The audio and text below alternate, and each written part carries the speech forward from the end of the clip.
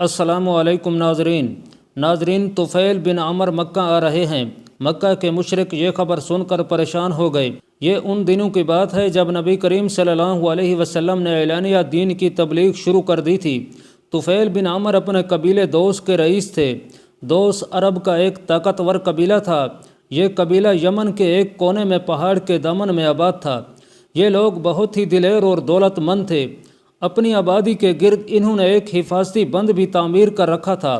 اس طرح ارد گرد کے علاقوں میں ان کی خوب دھاک بیٹھی ہوئی تھی۔ طفیل بن عمر دوسی ایک شاعر بھی تھے، حیثیت والے شخص تھے۔ اس کے ساتھ ساتھ ان میں سوجھ بوجھ بھی بہت تھی۔ ناظرین، دوسرے بڑے لوگ ان سے مشورے لیا کرتے تھے۔ ان تمام باتوں کی وجہ سے قبیلہ دوس میں ان کی بہت عزت تھی۔ یہی وجہ تھی کہ مکہ کے مشرک ان کی آمد کی خبر سن کر پریشان ہو گئے۔ انہیں یہ خوف محسوس ہوا کہ کہیں طفیل بن عمر محمد صلی اللہ علیہ وسلم کی دعوت کا اثر نہ لے لیں۔ اگر وہ کہیں مسلمان ہو گئے تو ان کی وجہ سے مسلمان طاقتور ہو جائیں گے۔ یہ تھی مکہ کے مشرکین کی پریشانی کی وجہ۔ چنانچہ وہ سر جوڑ کر بیٹھ گئے اور اس مسئلے پر غور کرنے لگے۔ آخر طے کیا کہ طفیل بن عمر کا پرجوش انداز میں استقبال کیا جائے، ان کی خوب خاطر تواضع کی جائے، اس میں کوئی کسر اٹھا نہ رکھی جائے، ساتھ ہی انہیں محمد صلی اللہ علیہ وسلم کے بارے میں خوب بھڑکایا جائے، اتنا ورغلا دیا جائے کہ وہ آپ صلی اللہ علیہ وسلم سے متنفر ہو جائیں اور آپ صلی اللہ علیہ وسلم کی کسی بات پر کان نہ دھریں۔ سب نے اس رائے سے اتفاق کیا۔ چنانچہ جوں ہی طفیل مکہ میں آئے، مشرکین نے ان کا زوردار استقبال کیا، انہیں ہاتھوں ہاتھ لیا، پھر نبی اکرم صلی اللہ علیہ وسلم کے بارے میں ان کے خوب کان بھرے۔ خود بعد میں طفیل بن عمر نے بتایا کہ قریش کا جو آدمی بھی مجھے ملتا تھا وہ یہی کہتا تھا کہ تم ہمارے مہمان ہو، یہاں کے مقامی حالات سے ناواقف ہو۔ ہم خیر خواہی کے لیے بتائی دیتے ہیں کہ ہمارے قبیلے کے ایک شخص محمد بن عبداللہ صلی اللہ علیہ وسلم نے کچھ مدت سے ہمیں چکر میں ڈال رکھا ہے۔ اس نے ہم میں بے چینی اور الجھنیں پیدا کر دی ہیں، ہمارے سب کام گڑبڑ کر دیے ہیں۔ اس کی باتیں جادو کا اثر رکھتی ہیں۔ وہ اپنی زبان کی طاقت سے کام لے کر میاں بیوی، باپ بیٹے اور بھائی بھائی میں تفرقہ ڈال دیتا ہے۔ ہمیں ڈر ہے کہ کہیں تم اس کی چال میں نہ آ جاؤ۔ ہمارا دوستانہ مشورہ یہ ہے کہ اس سے کوئی بات نہ کرو اور نہ اس کی کچھ سنو۔ ان باتوں نے مجھے کچھ حد تک خوفزدہ کر دیا کہ میں نے اپنے کانوں میں روئی ٹھونس لی، تاکہ اگر اتفاقاً کہیں آپ صلی اللہ علیہ وسلم سے ملاقات ہو جائے تو ان کی زبان سے نکلی ہوئی کوئی بات میرے کانوں میں نہ پڑ جائے۔ اللہ رب العزت کی قدرت کے کھیل انوکھے ہیں۔ دوسرے دن طفیل بن عمر صبح سویرے حرم کعبہ گئے تو دیکھا کہ رسول اللہ صلی اللہ علیہ وسلم کعبے کے پاس نماز پڑھ رہے ہیں۔ اس وقت یا تو کانوں میں روئی رکھنا بھول گئے تھے یا روئی نکل گئی تھی۔ نبی اکرم صلی اللہ علیہ وسلم جو آیات تلاوت کر رہے تھے وہ ان کے کانوں میں پڑ گئیں۔ اللہ رب العزت کا کلام تھا اور نبی کریم صلی اللہ علیہ وسلم کی زبان مبارک سے نکلا تھا۔ طفیل بن عمر سوجھ بوجھ والے تھے، اثر لیے بغیر نہ رہ سکے۔ انہیں یوں محسوس ہوا جیسے ان کے دل و دماغ میں ٹھنڈک دوڑ گئی ہو۔ انہوں نے دل میں کہا کہ او طفیل، تو کتنا نا سمجھ ہے، قریش کے چکر میں آ گیا، کیا تجھ میں عقل نہیں ہے؟ اللہ رب العزت نے تجھے شعر و شاعری کی صلاحیت عطا کی، تو خود دوسرے کے کلام کی خوبی یا عیب کو پرکھ سکتا ہے، پھر کیا مشکل اور الجھن ہے کہ تو خود فیصلہ نہ کر سکے؟ ان سے مل کر معلوم تو کر کہ وہ کیا کہتے ہیں۔ اگر ان کی بات قبول کرنے کے قابل ہے تو مان لے، ورنہ کوئی زبردستی تو ہے نہیں۔ نبی کریم صلی اللہ علیہ وسلم نماز سے فارغ ہوئے اور حرم سے نکل کر چل پڑے۔ طفیل بھی پیچھے پیچھے ہو لیے۔ جب آپ صلی اللہ علیہ وسلم رہائش گاہ پر پہنچے تو طفیل اچانک سامنے آ گئے اور بولے، اے صاحب، آپ کی قوم نے مجھ سے آپ کی ذات اور آپ کی دعوت کے بارے میں یہ باتیں کیں۔ ان کی باتوں کا اتنا اثر ہوا کہ میں نے کانوں میں روئی ٹھونس لی تاکہ آپ کی آواز نہ سن سکوں، لیکن ابھی کچھ دیر پہلے حرم میں اللہ رب العزت نے مجھے آپ کی آواز سنا دی۔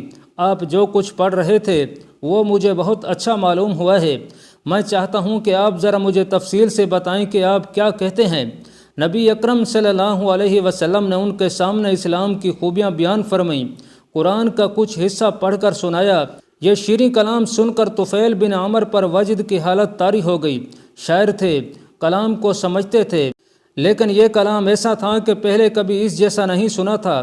بے اختیار پکار اٹھے، اللہ کی قسم میں نے آج تک اس سے بہتر کوئی کلام سنا نہ آپ کی باتوں سے بڑھ کر کوئی حکمت کی بات سنی۔ میں گواہی دیتا ہوں کہ آپ اللہ رب العزت کے سچے رسول ہیں اور آپ کی دعوت مجھے دل و جان سے قبول ہے۔ اس طرح حضرت طفیل بن عمر رضی اللہ تعالیٰ عنہ اچانک اسلام کی دولت سے مالا مال ہو گئے۔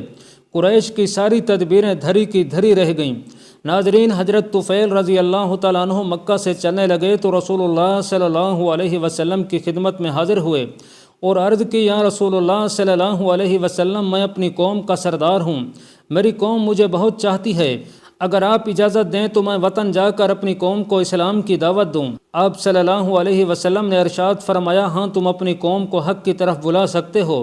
اس پر طفیل بن عمر رضی اللہ تعالیٰ عنہ نے عرض کی، آپ میرے لیے دعا فرمائیں، میرے لیے دعوت کا کام آسان ہو جائے اور یہ کہ اللہ مجھے کوئی نشانی عطا فرما دیں۔ آپ صلی اللہ علیہ وسلم نے دعا فرمائی، الہی اسے کوئی نشانی عطا فرما۔ حضرت طفیل بن عمر رضی اللہ تعالیٰ عنہ رسول اللہ صلی اللہ علیہ وسلم کی دعا لے کر وطن کی طرف روانہ ہوئے۔